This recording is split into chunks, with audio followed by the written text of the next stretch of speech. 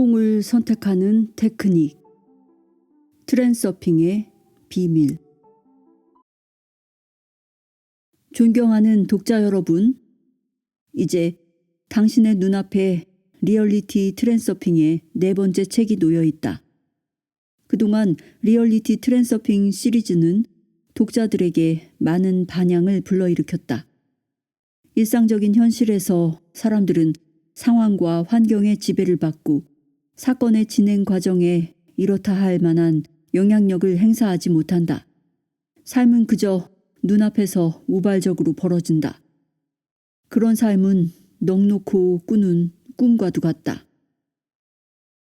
사건들은 스스로 알아서 흘러갈 뿐 당신이 무엇을 원하는지 또 무엇을 원치 않는지에는 전혀 관심이 없다. 이 피할 수 없는 숙명을 극복하기란 불가능한 것처럼 보인다. 그러나 사실은 뜻밖에도 그런 상황을 벗어날 수 있는 놀라운 출구가 존재한다. 사람은 자신이 거울의 환상 속에 갇혀 있음을 상상조차 못하고 있는 것이다. 현실은 2가지 형태로 존재한다.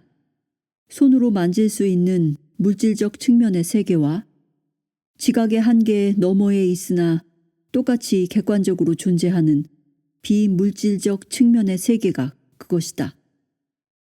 어떤 의미에서 세상은 가장자리가 없는 무한 크기의 이중 거울이라고 할 수 있다.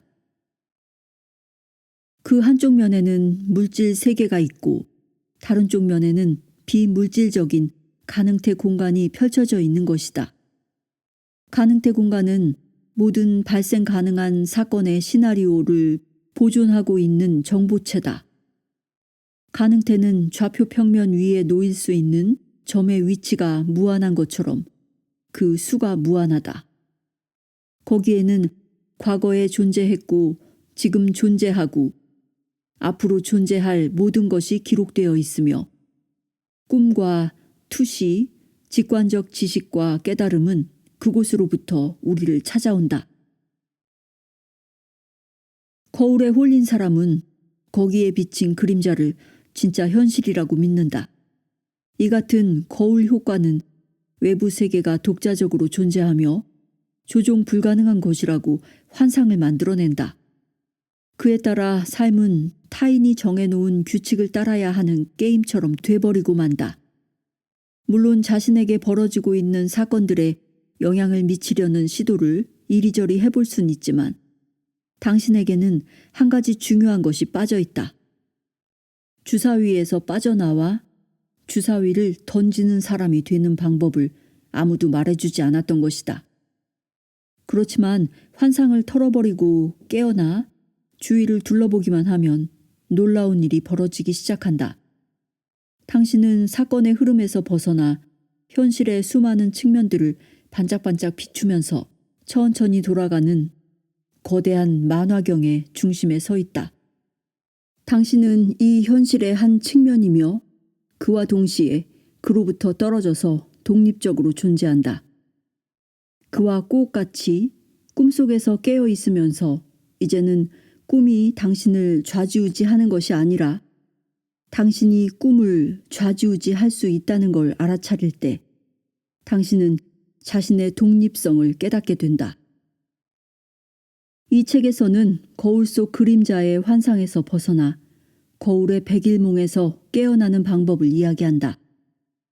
사람의 사념 에너지는 특정한 조건 하에서 가능태 공간의 어떤 섹터들을 물질화시킬 수 있다.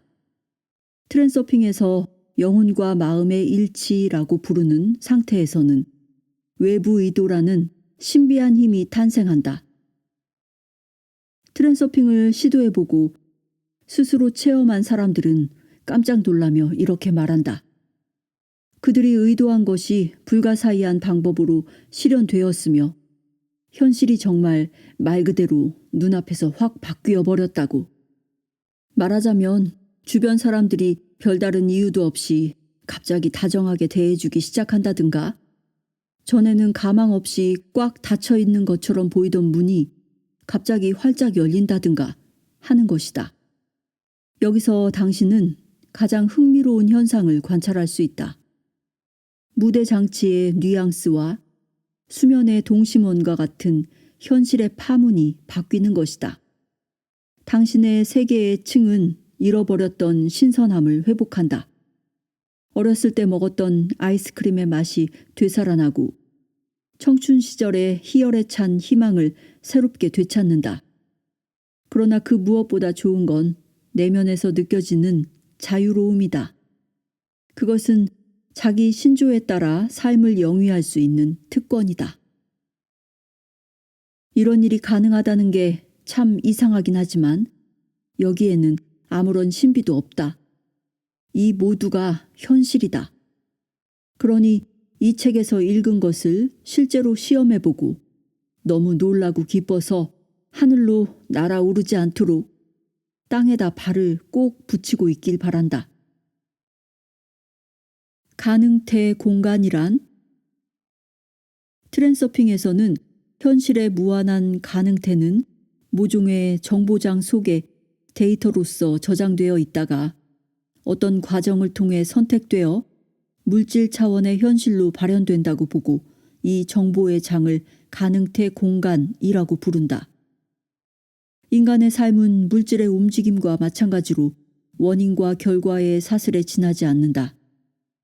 한 사람의 삶은 시나리오와 무대 장치를 바꾸어 놓는 어떤 사건이 일어나기 전까지는 하나의 트랙을 따라 평범하게 흘러간다. 그러다가 운명이 커브를 틀면 전혀 다른 인생 트랙을 따라 움직이기 시작하는 것이다. 이처럼 운명이 커브를 틀어 인생 트랙이 바뀌게 하는 과정을 내가 스스로 선택할 수 있음을 깨달을 때 운명을 지배할 수 있는 힘이 생긴다. 이것이 인생의 파도를 골라 타는 트랜서핑의 핵심이다. 외부 의도와 내부 의도. 자신만의 힘으로써 무엇을 하고자 하는 의도, 즉 우리가 의도라는 말을 들었을 때 흔히 떠올리는 그 의미를 트랜서핑에서는 내부 의도라고 한정하여 부른다. 예를 들어 내부 의도는 길가에 사과나무를 뽑아내고 배나무로 바꿔 심는 식의 행동으로 이어진다. 이와는 달리 눈에 보이진 않지만 우리의 외부에서 작용하고 있는 어떤 의도가 분명히 있다. 이것이 외부 의도다. 외부 의도는 사과나무에 직접 손을 대지 않는다. 그 대신 가능태의 공간에서 사과나무가 있는 길이 아니라 배나무가 있는 길을 선택함으로써 미래에 배나무가 심어진 길가를 걸어가도록 해준다. 즉, 가능태 공간에 사과나무가 있는 트랙 대신 배나무가 있는 트랙이 물질화되게 하는 것이다.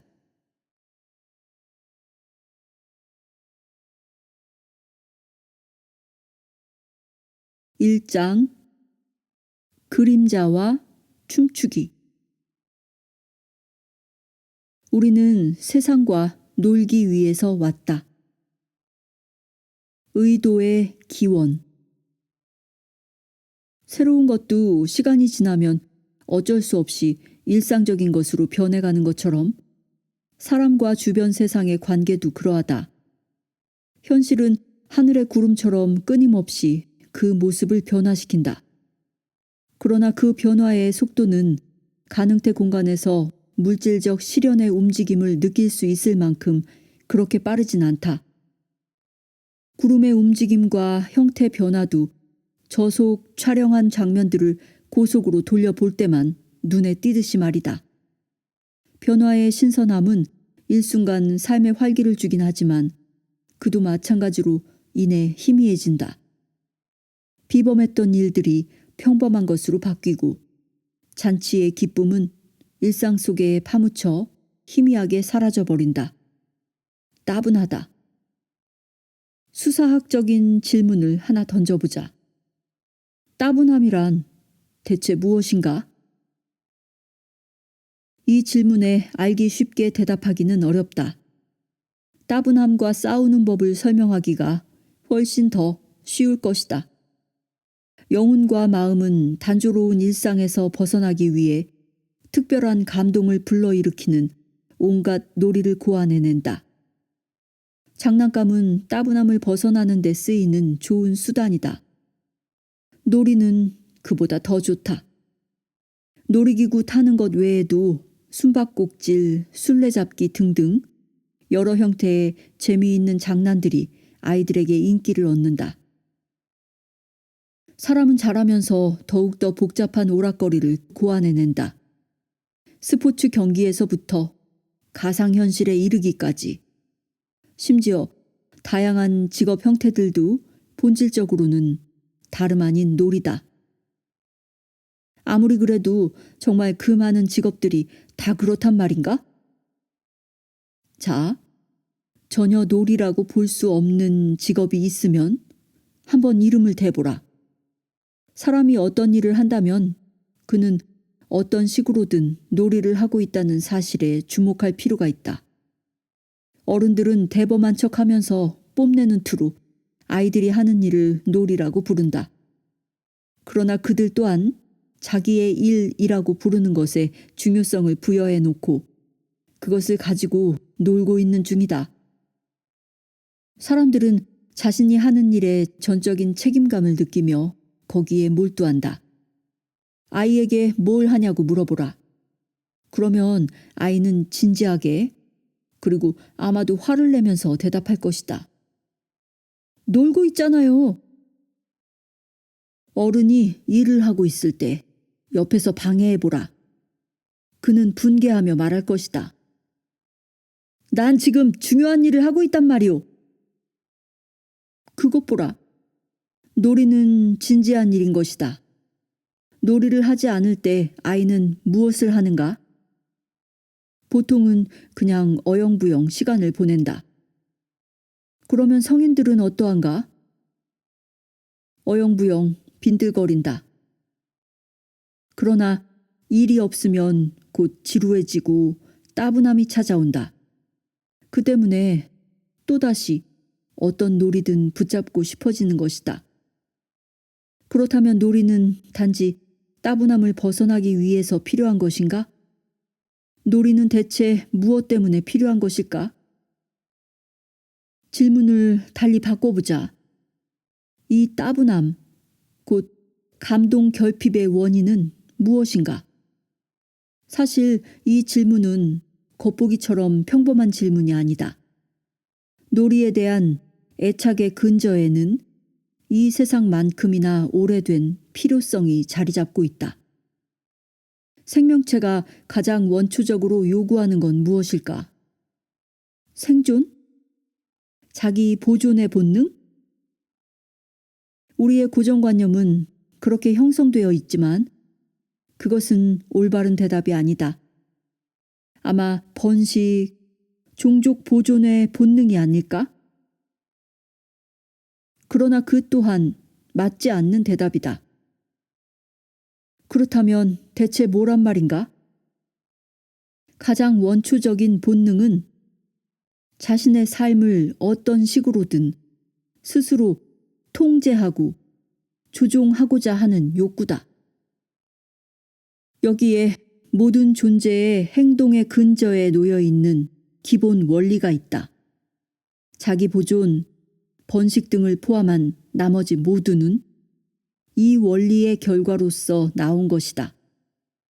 말을 바꾸면 모든 존재의 삶의 목표와 의미는 현실의 조종에 있다. 즉, 현실 통제에 있다. 그러나 주변 세계가 당신과 무관하게 존재하고 완전히 통제 불능 상태로 당신에게 적의를 품고 대든다면 현실을 조종하기란 불가능하다. 먹을 것을 빼앗고 당신을 편안한 구석에서 내몰고 심지어 당신을 잡아먹으려는 사람들이 언제나 있기 마련이다. 당신이 삶을 사는 게 아니라 삶이 당신에게 제멋대로 일어나고 당신은 거기에 대해 아무것도 할 수 없을 때 그것은 모욕적이고 두렵기까지 하다. 바로 여기서 주변 세계를 통제해야 한다는 절박하고 종종 무의식적인 필요성이 생겨나는 것이다. 사태의 이 같은 갑작스런 반전은 많은 사람들에게 뜻밖의 놀라운 일로 보일 수도 있다. 아니, 어떻게 그럴 수가 있지? 여태껏 자기 보존 본능이 가장 근본적인 동기라고 의심 없이 믿어왔는데 그것이 더 근본적인 무엇의 결과일 뿐이라니? 그렇지만 이건 처음 들었을 때만 이상하게 느껴지는 것이다. 잘 살펴보면 생명체는 무슨 일을 하든 그 생존과 번식을 포함하여 무슨 일을 하든 모두가 주변 현실을 스스로 통제하려고 애쓰고 있다는 걸 알 수 있다. 바로 여기에 근본적인 동기가 있고 온갖 생명체의 행동 근거가 되는 모든 의도의 원천이 있다. 행동하지 않는다는 건 곧 통제하지 않는다는 의미가 된다. 따라서 따분함 그 자체는 존재하지 않는다. 오로지 현실을 조종하고자 하는 끊임없고 꺼지지 않는 갈망만이 있을 뿐이다. 어떻게든 현실을 자신의 의지에 복종시키려는 것이다. 이런 의미에서 놀이는 현실을 조종하는 모델로서 역할을 한다. 예컨대 어떤 새들은 솔방울 같은 나무 열매를 갖고 놀기를 좋아한다. 솔방울은 독립적으로 존재하는 조종되지 않는 현실의 일부분이다.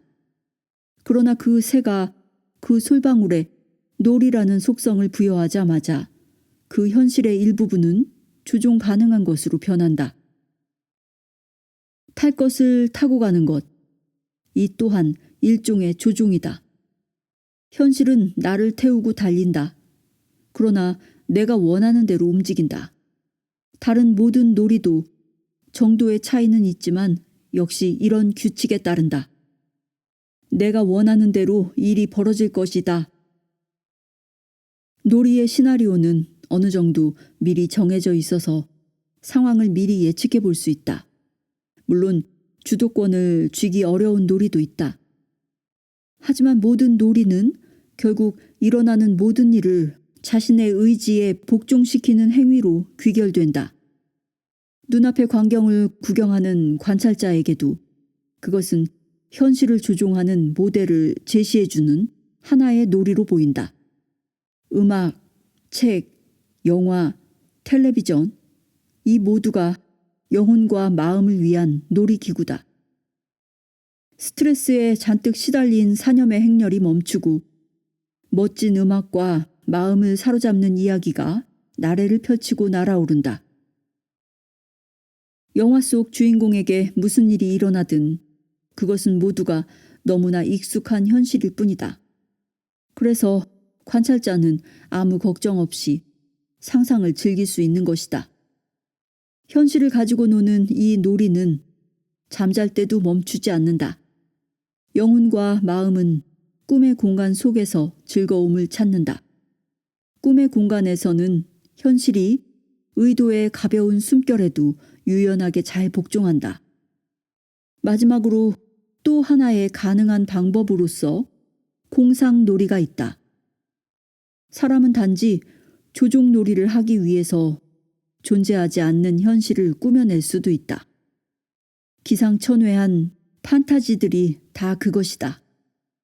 그런 공상은 현실로 실현되기 전까지는 평범하지 않은 것으로서 존재할 수 있다.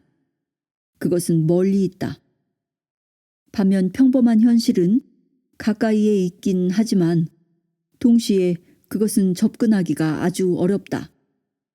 거기에 어떤 영향을 미치기가 힘든 것이다. 일반적으로 이런 놀이들은 따분함을 해결할 목적으로 만들어지는 것이 아니다. 날마다 하는 일상적인 일은 따분한 게 아니라 뜻대로 조종되지 않기 때문에 평범한 것이다. 그것은 내가 원하는 대로 일이 벌어진다는 법칙에 복종시키기가 어렵다.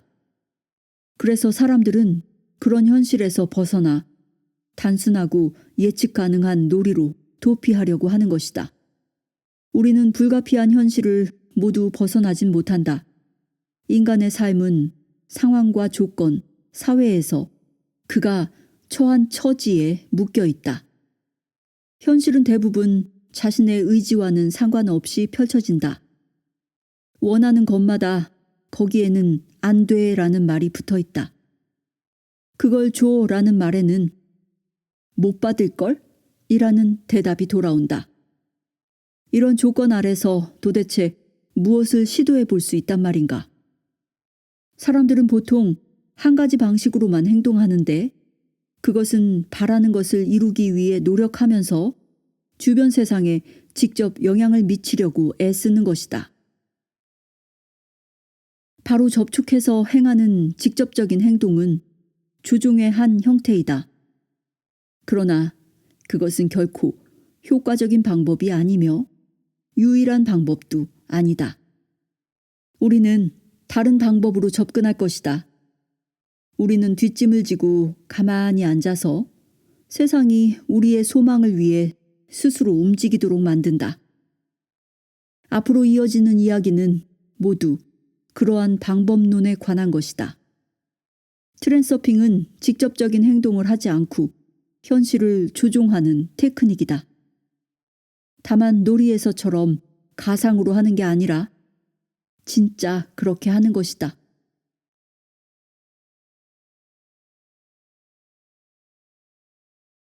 불운의 법칙.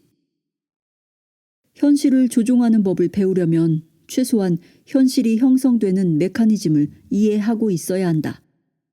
사람들은 각자 가장 직접적인 방법으로 자기 세계의 층을 창조하고 있다. 그러나 사람들은 대부분 이런 일이 어떻게 일어나는지를 이해하지 못한다.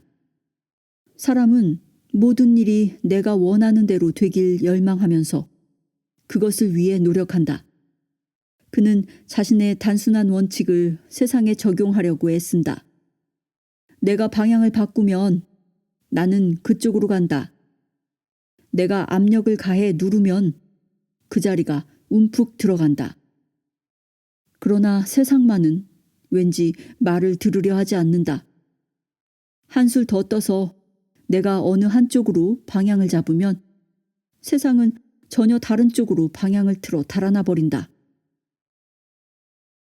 이렇게 생각해 볼 필요가 있다. 현실이 그토록 말을 듣지 않는 건 다른 방법으로 접근할 필요가 있다는 뜻이라는 것. 어쩌면 현실은 전혀 다른 법칙을 따르고 있는지도 모르지 않는가. 그러나 사람은 멈춰서서 주위를 한번 둘러보려고도 하지 않고 계속 자신의 방식만 밀고 나간다. 그런 창조 작업의 결과로 모든 것이 내 뜻대로 안 되는 세상의 층이 형성된다. 내 뜻과는 반대로 대부분 내가 원하지 않는 일만 일어난다.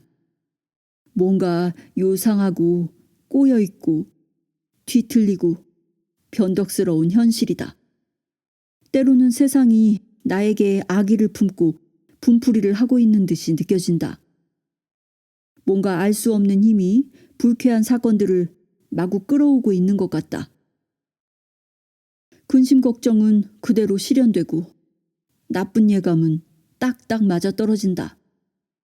우리가 정말 싫어하는 것, 피하려고 애를 쓰는 건 고집스럽게 우리를 뒤쫓아온다. 왜 그런 것일까? 리얼리티 트랜서핑 제1, 2권에서 특히 싫어하고 꺼리는 마음이 강렬할 때 원치 않는 걸 얻게 되는 메커니즘을 이미 이야기했었다. 뭔가를 증오하고 두려워할 때 당신은 오로지 진심으로 그렇게 하지 않는가? 바로 그것이 당신에게 외부 의도를 넘치도록 풍부하게 공급해 주는 것이다. 영혼과 마음의 일치에서 나오는 산염 에너지는 가능성을 현실로 바꿔준다. 말을 바꿔 영혼의 느낌이 마음의 생각과 하나로 일치하면 방사되는 산염 에너지의 매개 변수와 일치하는 가능태 공간의 섹터가 물질화되는 것이다. 그러나 이것이 불길한 예상이 실현되는 유일한 원리는 아니다. 일반적으로 문제가 없는 삶이 보통의 평범한 삶이다. 만일 균형을 깨트리지 않고 가능태의 흐름을 따라 나아가면 만사는 아무런 걸림 없이 평온하게 펼쳐질 것이다. 자연은 쓸데없이 에너지를 낭비하는 걸 좋아하지 않으며 음모를 꾸미려는 꿍꿍이도 없다. 바람직하지 않은 상황과 사건들은 잉여 포텐셜이 주변의 에너지 환경에 왜곡을 일으키고 의존적인 관계가 상황을 더욱 악화시킨 결과로도 일어난다. 잉여 포텐셜은 어떤 것에 대해 지나친 중요성을 부여할 때 발생한다. 그리고 의존적인 관계는 사람들이 자기를 다른 사람과 비교하고 대비시키면서 당신이 이것을 해주면 난 저것을 해주겠다라는 식의 조건을 내세우기 시작할 때 사람들 사이에서 생겨난다. 왜곡된 평가가 다른 것과 비교되지 않고 혼자서만 독립적으로 존재할 때는 잉여 포텐셜 자체는 그다지 염려할 것이 못 된다. 그러나 어떤 대상에 대해 인위적으로 높여진 평가가 다른 것과 비교되는 순간부터 양극성이 생겨나고 그것은 균형력의 바람을 불러일으킨다. 균형력은 발생한 양극성을 제거하려고 애쓴다. 균형력의 활동은 대부분의 경우 그 양극성을 창조한 사람에 대항하여 작용한다. 다른 것과 관련 없이 독립적으로 존재하는 조건 없는 포텐셜의 예를 들어보자. 나는 너를 사랑한다. 나는 나를 사랑한다. 나는 너를 싫어한다. 나는 나를 싫어한다. 나는 착하다. 너는 나쁘다. 이런 평가들은 비교와 대립에 근거하지 않는 자기 충족적이다.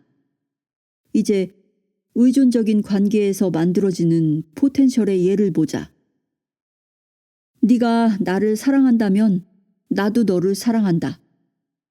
너희들 누구보다도 내가 더 훌륭하므로 나는 나를 사랑한다. 내가 더 착하니까 너는 나쁘다. 네가 나쁘니까 나는 착하다. 나는 누구보다도 나쁜 사람이기 때문에 나는 나를 싫어한다. 너는 나처럼 행동하지 않기 때문에 역겹고 혐오스럽다. 첫째 보기와 둘째 보기의 평가들 사이에 놓여있는 차이는 대단히 큰 것이다. 비교에 근거한 평가는 양극성을 발생시킨다. 균형력은 대립하는 양극을 서로 맞부딪히게 하는 방법으로서 불균형을 제거한다. 자석의 N극과 S극이 서로를 끌어당기는 것도 이와 똑같은 현상이다. 바로 그런 이유 때문에 불쾌한 일들이 초대라도 받은 듯이 성가시게 삶 속으로 끼어드는 것이다. 예컨대 전혀 어울리지 않는 남녀가 만나 마치 서로에게 벌이라도 주려는 듯 결혼을 해서 부부가 된다. 모임에 가보면 어딜 가나 당신을 괴롭히는 사람이 꼭 한 사람씩 있다. 머피의 법칙은 이런 속성을 가지고 있는 것이다. 그래서 악랄한 이웃은 공동생활에서 빼놓을 수 없는 하나의 필수 조건이 되어버렸다. 괴롭히는 이웃 사람의 예는 양극성 효과를 잘 보여주고 있다. 이 문제는 평범한 것임에도 불구하고 형이상학의 영역에 가장 직접적인 관련을 가지고 있다. 문제는 어떤 사람이 다른 사람의 평안한 삶을 방해한다는 데 있다. 그런데 왜 그러는 것일까? 언제, 어디에서나 착한 사람이 조용히 살도록 가만 놔두지 않는 나쁜 사람들이 꼭 있는 이유는 무엇일까? 왜 사람들은 두 편으로 갈려서 대치하고 있는 것일까? 하지만 만일 당신은 어느 편에 속합니까?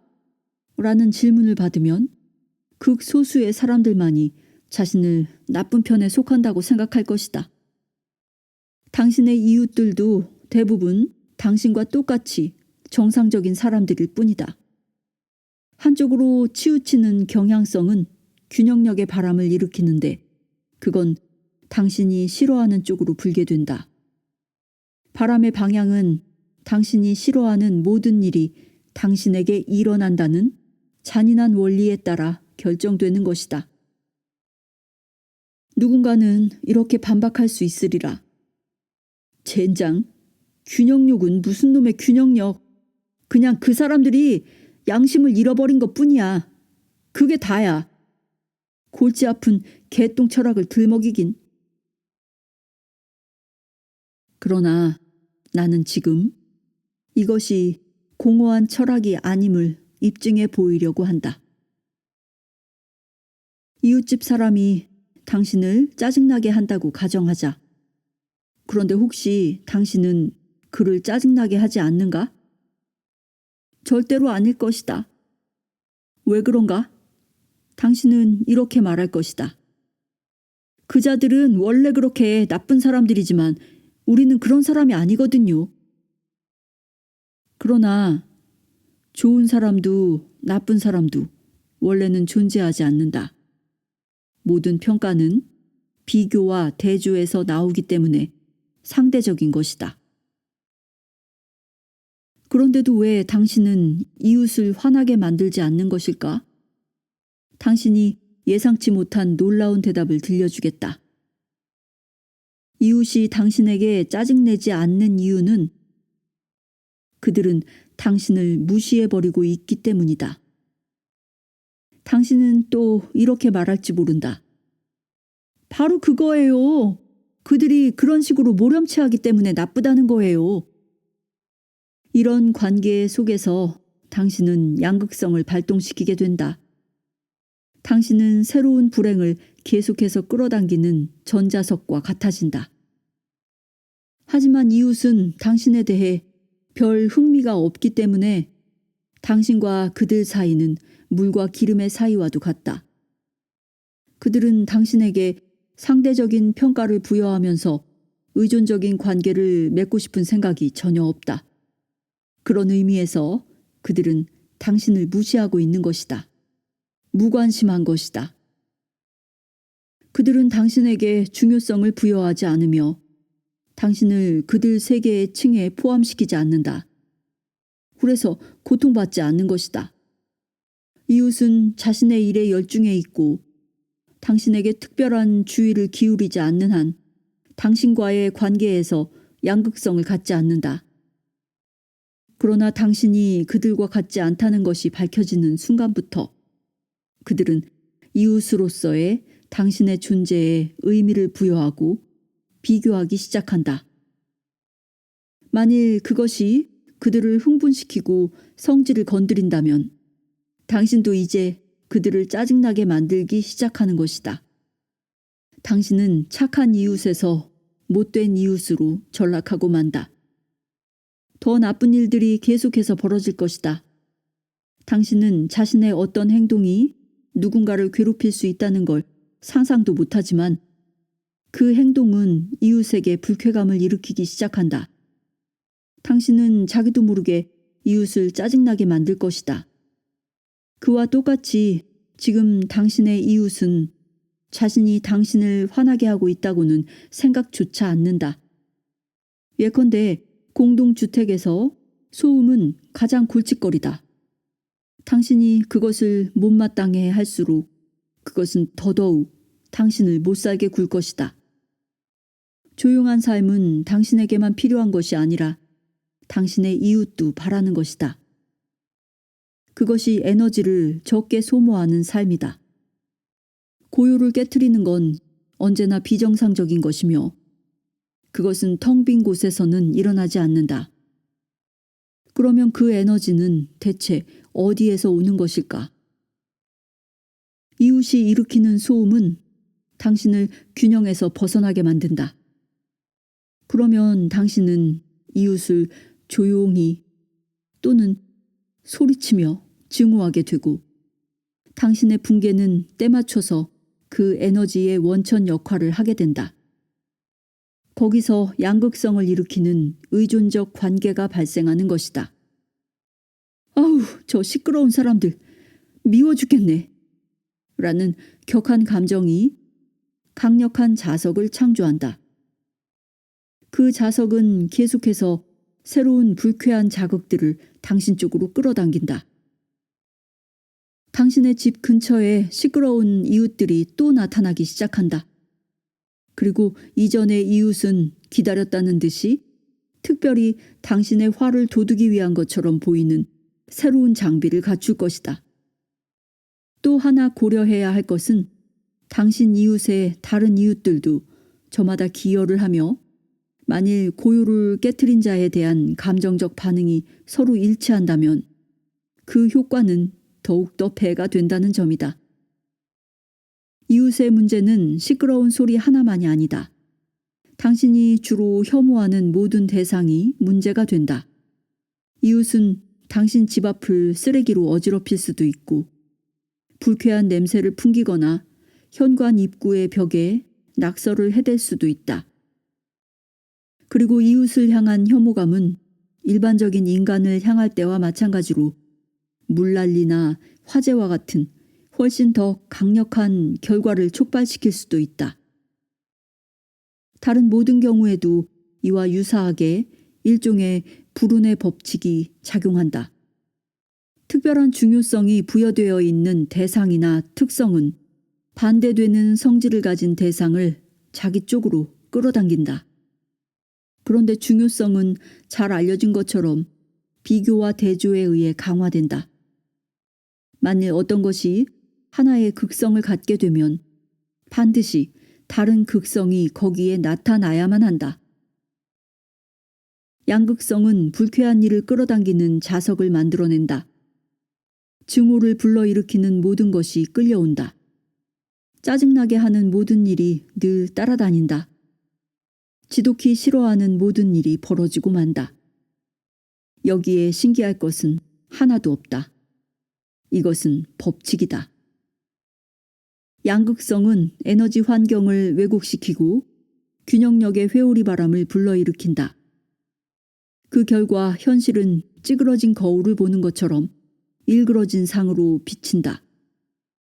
사람들은 어떤 원인이 균형을 깨트리는지를 이해하지 못하기 때문에 양극성을 제거하려 하지는 않고 오히려 주변 세상과 싸우려고만 대든다.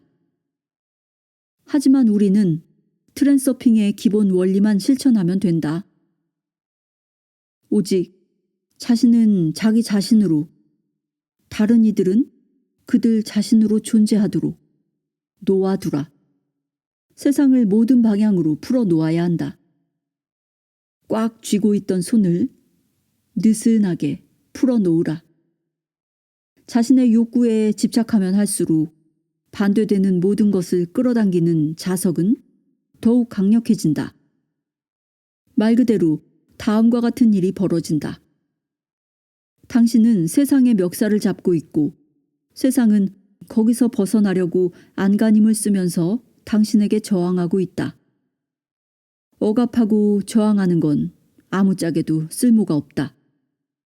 상황은 더욱 악화될 뿐이다. 그렇게 하는 대신 트랜서핑의 법칙에 따라 상황에 대한 자신의 태도를 의식적으로 바꾸어야 한다. 예컨대 하다못해 잠시만이라도 이웃을 머릿속에서 지워버리고 싶다면 그들을 비난하기를 그치고 그저 그들이 아예 존재하지 않는 것처럼 여겨보라. 이렇게 혼잣말을 하라. 아휴, 이젠 신경 끄고 가만 내버려 두자. 그들을 그냥 당신 세계의 층으로부터 내던져 버리라. 당신이 그들에게 붙여놓은 태도의 흡착판을 떼어내는 데 성공하는 순간 양극성은 사라지고 이웃은 당신을 괴롭히는 짓을 서서히 멈출 것이다. 한 걸음 더 나아가서 당신이 의존적인 관계를 완전히 잘라내버린다면 신기한 일이 일어날 수도 있다. 그 귀찮기만 하던 이웃이 당신의 가장 절친한 친구가 되는 것이다.